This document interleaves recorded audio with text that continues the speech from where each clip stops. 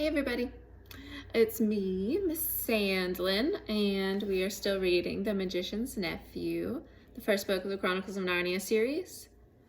And last we saw Diggory and Polly, Diggory, Polly, Uncle Andrew, the witch, the cab driver, and his horse, so that's 6 people, had stumbled into this dark, dark place by traveling into another pool, and it turned out to be a world that hadn't even begun yet, that hadn't even been born.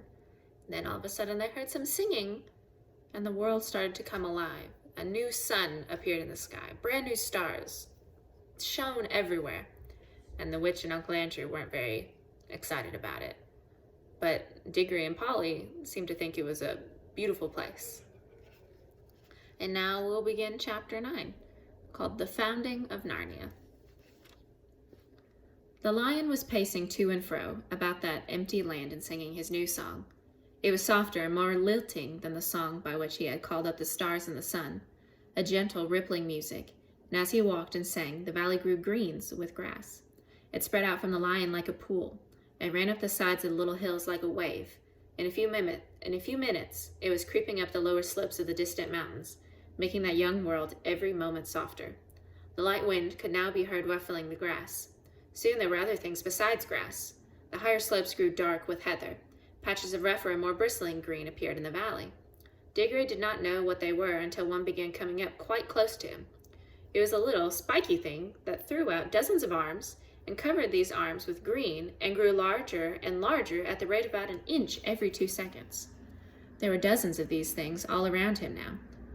When they were nearly as tall as himself, he saw what they were. "Trees!" he exclaimed. The nuance of it, as Polly said afterward, was that you weren't left in peace to watch it all. Just as Diggory said trees, he had to jump because Uncle Andrew had sidled up to him again and was just going to pick his pocket. It wouldn't have done Uncle Andrew much good if he had succeeded, for he was aiming at the right-hand pocket, because he still thought the green rings were homeward rings. But of course, Diggory didn't want to lose either of them. "Stop!" cried the witch. "Stand back. No further back. If anyone goes within 10 paces of either of the children, I will knock out his brains." She was poising in her hand the iron bar that she had now torn off the lamppost, ready to throw it. Somehow, no one doubted that she would be a very good shot. "So," she said, "you would steal back to your own world with the boy and leave me here." Uncle Andrew's temper at last got the better of him. "Yes, ma'am, I would. And most undoubtedly I would. I should be perfectly in my rights. I've been most shamefully, most abominably treated. I've done my best to show you such civilities as were in my power, and what has been my reward? You have robbed, I must repeat the word, robbed a highly respectable jeweler. You have insisted on my entertaining you to an exceedingly expensive, not to say ostentatious lunch, though I was obliged to pawn my watch and chain in order to do so. Let me tell you, ma'am, that none of my family have been in the habit of frequenting pawn shops, except my cousin Edward, and he was in the Yameni. During the indigestible meal, I'm feeling the worse for it at this very moment, your behavior and conversation attracted the unfavorable attention of everyone present. I feel I've been publicly disgraced. I shall never be able to show my face in that restaurant again. You have assaulted the police. You have stolen." "Oh, stow it, governor, do stow it," said the cabby. "Watching and listening's the thing at present, not talking." Seemed like that cabby had the right idea. Uncle Andrew talks too much. There was certainly plenty to watch and to listen to. The tree which Diggory had noticed was now a full-grown beech whose branches swayed gently above his head. They stood on cool green grass sprinkled with daisies and buttercups. A little way off, along the riverbanks, willows were growing. On the other side, tangles of flowering currant, lilac, wild rose, and rhododendron closed them in. The horse was tearing up delicious mouthfuls of new grass. And all this time, the lion's song and his stately prowl to and fro, backward and forward, was going on. What was rather alarming was that at each turn, he came a little nearer. Polly was finding the song more and more interesting, because she thought she was beginning to see the connection between the music and the things that were happening. When a line of dark firs sprang up on a ridge about 100 yards away, she felt that they were connected with a series of deep, prolonged notes, which the lion had sung a second before. And when he burst into a rapid series of lighter notes, she was not surprised to see primroses suddenly appearing in every direction. Thus, with an unspeakable thrill, she felt quite certain that all the things were coming, as she said, out of the lion's head. When you listened to his song, you heard the things he was making up. When you looked around you, you saw them. Here's a picture of the lion, pacing to and fro, doing all the singing, creating this new world.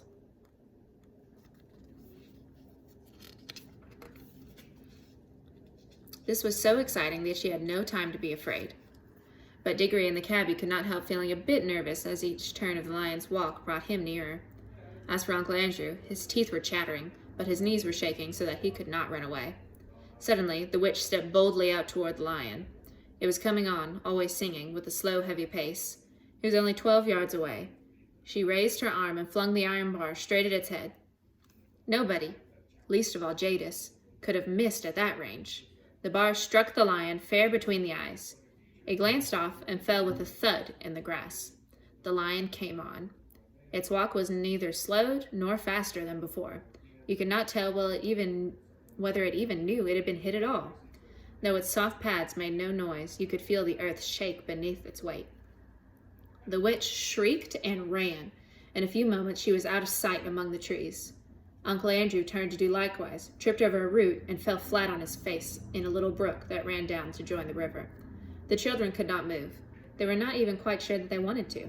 The lion paid no attention to them. Its huge red mouth was open, but open in a song, not in a snarl. It passed by them so close that they could have touched its mane. They were terribly afraid it would turn and look at them, yet in some strange way they wished it would. But for all the notice it took of them, they might just as well have been invisible and unsmellable. When it had passed them and gone a few paces further, it turned, passed them again, and continued its march eastward. Uncle Andrew, coughing and spluttering, picked himself up. "Now, Diggory," he said, "we've got rid of that woman, and the brute of a lion is gone. Give me your hand and put on your ring at once." "Keep off," said Diggory, backing away from him. "Keep clear of him, Polly. Come over here beside me. Now, I warn you, Uncle Andrew, don't come one step nearer. We'll just vanish." "Do what you're told this minute, sir," said Uncle Andrew. "You're an extremely disobedient, ill-behaved little boy." "No fear," said Diggory. "We want to stay and see what happens. I thought you wanted to know about other worlds. Don't you like it now that you're here?" "Like it!" exclaimed Uncle Andrew. "Just look at the state I'm in. It was my best coat and waistcoat, too." He certainly was a dreadful sight by now, for of course the more dressed up you were to begin with, the worse you look after you've crawled out of a smashed cab and fallen into a muddy brook. "I'm not saying," he added, "that this is not the most interesting place. If I were a younger man, now perhaps I could get some lively young fellow to come here first, one of those big game hunters. Something might be made of his country. The climate is delightful. I never felt such air. If I believed it would have done me good, if circumstances had been more favorable, if only we'd had a gun." "Guns be blowed," said the cabby. "I think I'll go and see if I can give Strawberry a rub down. That horse has more sense than some humans, as I could mention." He walked back to Strawberry and began making the hissing noises that grooms make. So that cabby is chill as chill could be. He's just going to go take his horse, clean her off, walk her down by the stream, hang out. Do you still think that lion could be killed by a gun?" asked Diggory. He didn't mind the iron bar very much. "With all her faults," said Uncle Andrew. "That's a plucky gal, my boy. It was a spirited thing to do." He rubbed his hands and cracked his knuckles, as if he were once more forgetting how the witch frightened him whenever she was really there. "It was a wicked thing to do," said Polly. "What harm had he done her?" "Hullo, what's that?" said Diggory. He had darted forward to examine something only a few yards away. "Polly," he called back, "do come and look." Uncle Andrew came with her, not because he wanted to see, but because he wanted to keep close to the children. There might be a chance of stealing their rings. But when he saw what Diggory was looking at, even he began to make an interest. It was a perfect little model of a lamppost, about 3 feet high, but lengthening and thickening in proportion, as they watched it, in fact, growing just as the trees had grown. "It's alive, too. It's lit," said Diggory. And so it was, though of course the brightness of the sun made the little flame in the lantern hard to see unless your shadow fell on it. "Remarkable, most remarkable," muttered Uncle Andrew.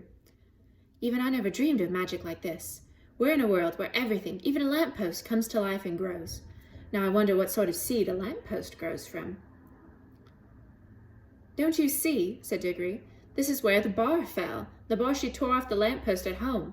It sank into the ground, and now it's coming up as a young lamppost." But not so very young now. It was as tall as Diggory while he said this. "That's it! Stupendous, stupendous!" said Uncle Andrew, rubbing his hands harder than ever. "Oh, they laughed at my magic. That fool of a sister of mine thinks I'm a lunatic. I wonder what they'll say now. I've discovered a world where everything is bursting with life and growth. Columbus, now they talk about Columbus, but what was America to this? The commercial possibilities of this country are unbounded. Bring a few old bits of scrap iron here, bury 'em, and up they come brand new railway engines, battleships, anything you please. They'll cost nothing, and I can sell 'em at full prices in England. I shall be a millionaire, and then the climate. I feel years younger already. I can run it as a health resort. A good sanatorium here might be worth 20,000 a year. Of course, I shall have to let a few people into the secret. The first thing is to get that brute shot." "You're just like the witch," said Polly. "All you think of is killing things." "And then in regards oneself," Uncle Andrew continued, not hearing, as if in a happy dream, "there's no knowing how long I might live if I settled here. And that's a big consideration when a fellow has turned 60. I shouldn't be surprised if I never grew a day older in this country. Stupendous! The land of youth." "Oh," cried Diggory, "the land of youth. Do you really think it is?" For of course he remembered what Aunt Letty had said to the lady who brought the grapes, and that sweet hope rushed back upon him. "Uncle Andrew," he said, "do you think there's anything here that could cure Mother?" "What are you talking about?" said Uncle Andrew. "This isn't a chemist's shop, but as I was saying—" "You don't care 2 pence about her," said Diggory savagely. "I thought you might, after all. She's your sister as well as my mother. Well, no matter. I'm jolly well going to ask the lion himself if he can help me." And he turned and walked briskly away. Polly waited for a moment, and then continued after him. "Here, stop! Come back! That boy's gone mad," said Uncle Andrew. He followed the children at a cautious distance behind him, for he didn't want to get too far away from the greens or too near the lion. "Would you guys do what Diggory is doing? Would you go and talk to this big lion and ask him if he could save a sick family member just because, well, the lion does look pretty magical? Would you be brave enough to ask him?" They were a little too afraid to even get close to him, even reach out and touch him, let alone ask him a question. In a few minutes, Diggory came to the edge of the wood, and there he stopped. The lion was singing still, but now the song had once more changed. It was more like what we would call a tune, but it was also far wilder. It made you want to run and jump and climb. It made you want to shout. It made you want to rush at all the other people and either hug them or fight them. It made Diggory hot and red in the face. It had some effect on Uncle Andrew, for Diggory could hear him say, "A spirited girl, sir. It's a pity about her temper, but a fine woman all the same, a fine woman." But what the song did to the 2 humans was nothing compared to what it was doing to the countryside. Can you imagine a stretch of grassy land bubbling like water in a pot? For that is really the best description of what was happening. In all directions, it was swelling into humps and lumps and bumps. They were of very different sizes, some no bigger than molehills, some as big as wheelbarrows, 2 the size of cottages, and the humps moved and swelled till they burst, and the crumbled earth poured out of them, and from each hump came out an animal. The moles came out just as you might see a mole come out in England. The dogs came out barking the moment their heads were free, and struggling as you've seen them do when they are getting through a narrow hole in a hedge. The stags, the deer, were the strangest to watch, for of course the antlers came up a long time before the rest of them, so at first Diggory thought they were trees. The frogs, who all came up near the river, went straight into it with a plop, plop, and a loud croaking. The panthers, leopards, and things of that sort sat down at once to wash the loose earth off their hindquarters, and then stood up against the trees to sharpen their front claws. Showers of birds came out of the trees. Butterflies fluttered. Bees got to work on the flowers as if they hadn't a second to lose. But the greatest moment of all was when the biggest hump broke like a small earthquake, and out came the sloping back, the large wise head, and the 4 baggy-trousered legs of an elephant. And now you could hardly hear the song of the lion. There was so much cawing, cooing, crowing, braying, neighing, baying, barking, lowing, bleating, and trumpeting. Here's a picture of some of the animals that came out of the ground. Big old elephant, some squirrels up there, little mole coming out of its hole, and deer and birds and all kinds of other things, dogs and whatnot. But though Diggory could no longer hear the lion, he could see it. It was so big and so bright that he could not take his eyes off of it. The other animals did not appear to be afraid of it. Indeed, at that very moment, Diggory heard the sound of hoofs from behind. A second later, the old cab horse trotted past him and joined the other beasts. The air had apparently suited him as well as it had suited Uncle Andrew. He no longer looked like the poor old slave he had been in London. He was picking up his feet and holding his head straight up high. And now, for the first time, the lion was quite silent. He was going to and fro among the animals, and every now and then he would go up to 2 of them, always 2 at a time, and touch their noses with his. He would touch 2 beavers among all the beavers, 2 leopards among all the leopards, 1 stag and 1 deer among all the deer, and leave the rest. Some sorts of animals he passed over altogether, but the pairs which he had touched instantly left their own kinds and followed him. At last he stood still, and all the creatures whom he had touched came and stood in a wide circle around him. The others whom he had not touched began to wander away. Their noises faded gradually into the distance. The chosen beasts who remained were now utterly silent, all with their eyes fixed intently upon the lion. The cat-like ones gave an occasional twitch of the tail, but otherwise all were still. For the first time that day, there was complete silence, except for the noise of running water. Diggory's heart beat wildly. He knew something very solemn was going to be done. He had not forgotten about his mother, but he knew jolly well that even for her, he couldn't interrupt something like this. The lion, whose eyes never blinked, stared at the animals as hard as if he was going to burn them up with his mere gaze. And gradually, a change came over them. The smaller ones, the rabbits, moles, and such like, grew a good deal larger. The very big ones, you noticed it most with the elephants, grew a little bit smaller. Many animals sat up on their hind legs. Most put their heads on one side as if they were trying very hard to understand. The lion opened his mouth, but no sound came out of it. He was breathing out a long, warm breath. It seemed to sway all the beasts as the wind sways a line of trees. Far overhead, from beyond the veil of blue sky, which hid them from the stars, sang again, a pure, cold, difficult music. Then there came a swift flash like fire, but it burnt nobody, either from the sky or from the lion itself, and every drop of blood tingled in the children's bodies, and the deepest, wildest voice they had ever heard was saying, "Narnia, Narnia, Narnia awake. Love, think, speak, be walking trees, be talking beasts, be divine waters." And that's the end of chapter 9. I forgot to show y'all this picture of the lion with all his chosen creatures in a circle around him. Some of them got a little taller, a little smaller. What do you think has happened to these specific animals? What do you think the lion did with them? Why he chose them? Do you think Diggory's going to get a chance to ask about his mom? Do you think you'd be brave enough to ask? I'll leave you all there with that little question, and I'll see you guys at our Zoom meetings. Bye now.